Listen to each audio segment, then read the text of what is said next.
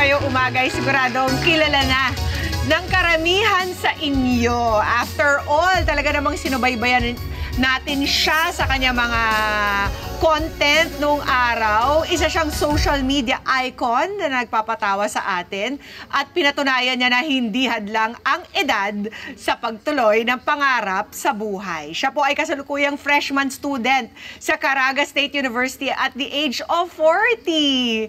Kaya naman, wag na natin patagalin. Sama-sama tayong ma-inspire kay Marco Antonio M. Ho, o mas kilala bilang Bogart the Explorer. Good morning, Bogart! Hey, good morning mga kada. Good morning, Pia. Welcome to Kada Umaga. Bumati ka muna sa mga kababayan mo dyan sa Caraga, sa Mindanao, at sa mga kada nating nanonood ngayon. Hi, to anyone watching right now from everywhere, all parts of the world, I'd like to say hello. And to all those watching locally, hello sa inyong tanan, sulit kayo mo, salamat sa inyong pagtanaw, pagsuporta ka na ko sa amo, Caraga State University, Padayon, Bugsay. Thank you so much. Nakakatawa. Pag nag-Australian accent ka talaga, walang audio-video lock no? Wala. Kaya walang the switch is smooth and has been practiced and smoothened over time. I can easily switch between different accents if you want, depending on the amount of talent fee I get paid. Ay, ganon. Teka lang, huwag natin masyadong ilabas yung Australian accent at wala akong pambayad.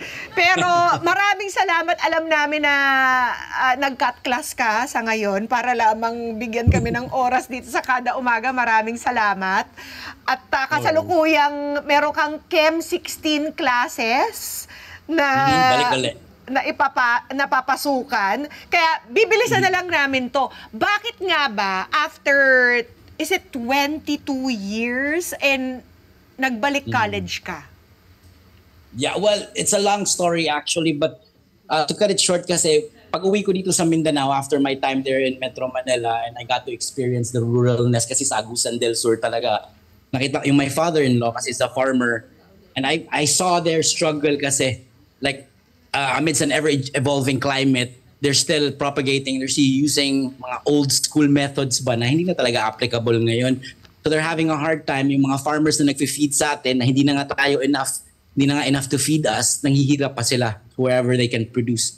So I figured, kailangan din talaga ng sustainability because ang environment natin, which we will rely on for our survival, is not just slowly, but exponentially degrading. So naganap ko, instead of mag-comedy ako which makes people's days, it's great, napapahappy ko sila, pero I also want to make an actual difference in the world na gusto kong tulungan yung mga farmers natin and everybody else in the world to create a sustainable way of life and livelihood. And I found that agroforestry, and Caraga State University has one of the best programs.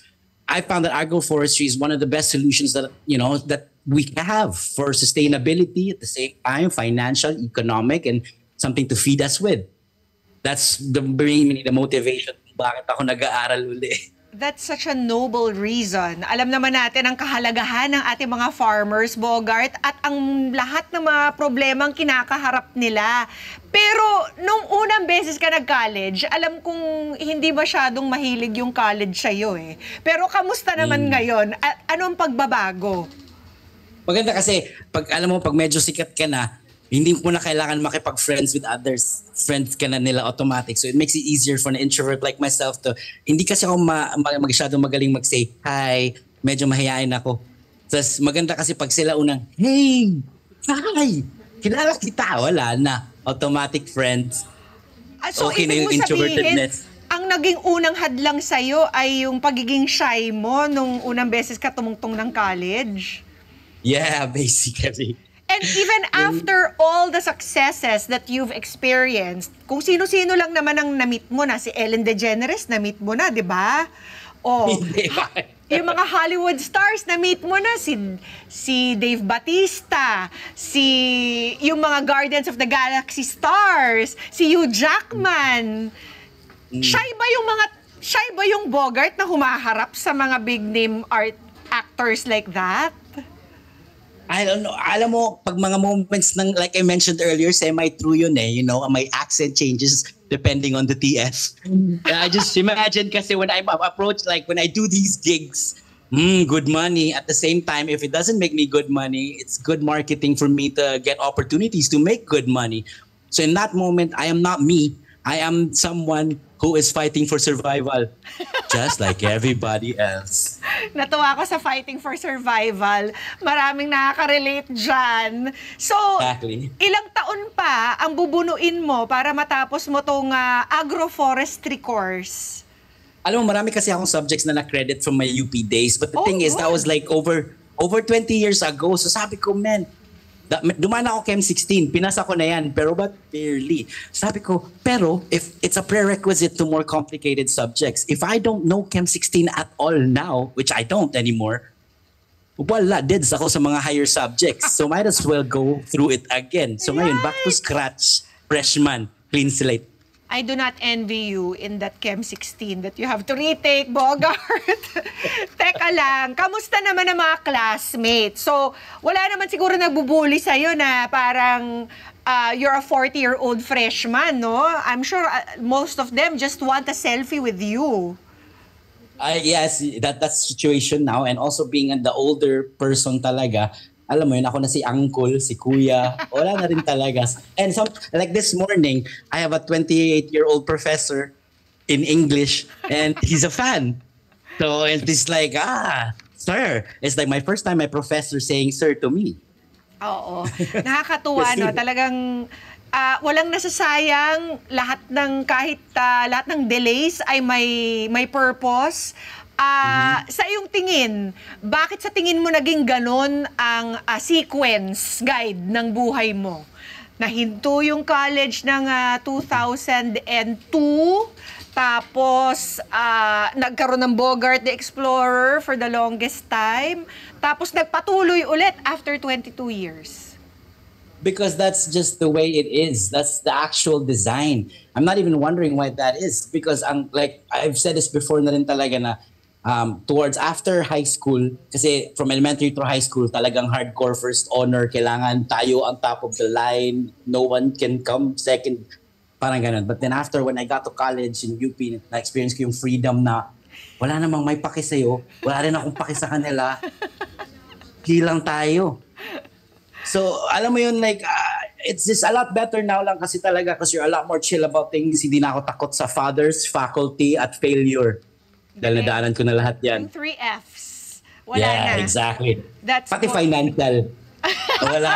Wala na akong petsa de peligro. Hindi na ako makain ng corned beef dahil kailangan makain ako corned beef dahil gusto ko. Yes! Ano to? Mga ipon ni Bogart to. Exactly. Oy, perfect. Pero ang tanong, ang nagbabagang katanungan, retired na ba si Bogart the Explorer? I only time will tell. Like I said, the flow of life. I just go with the flow of my life. If I feel like creating content, I'll create content, whatever content I can make. I'm hoping to create more educational content that more students can relate to now that I'm a student, since my input is mostly pang student. And as I learn about agroforestry, as soon as I learn it at naintindihan ko, then gagawin ko rin siya ng content para ma-replicate ng mga tao. Gagawa ako garden, kuha ka rin ng garden. Galing. Kain tayo lahat. Mukhang ganadong-ganado ka dito sa course na ito, Bogart, because of the motivation nga na meron ka. So, hindi ka na namin gagambalain pa at seryosong subject yan, Chem 16, para maipasa mo with flying colors this time around. Meron ka bang gusto batiin, pasalamatan, or baka you wanna invite our kadas to follow you on your socials? Sige lang, just if you happen to find me and my content and you happen to like it and want to follow it, please do. Their social medias are over here. Ang pasalamatan ko lang ay sa lahat ng mga kind people in the world. Kasi sobrang maraming bagay ang hindi masaya. Pero pag nakakita ka ng kind person, kahit gaano kalit na kindness, sobrang solid. Salamat sa mga kind people of the world. Nakakatuwa, Bogart. You're such an inspiring and positive person. Salamat sa oras mo ngayong umaga na napaka-valuable, and we wish you well sa iyong bagong journey. Continue that awesome and noble goal that you have in going back to school. Maraming salamat, Bogart the Explorer. Palakpakan naman natin mga Thank you, Pia. Thank you, mga kada. Bye-bye! Bye! Net25. This is Pia Guanyo Mago. For more Kada Umaga updates, please click the subscribe button and follow us on Net25 social media pages at Net25TV and at Net25 Entertainment Facebook page. See you guys. Bye!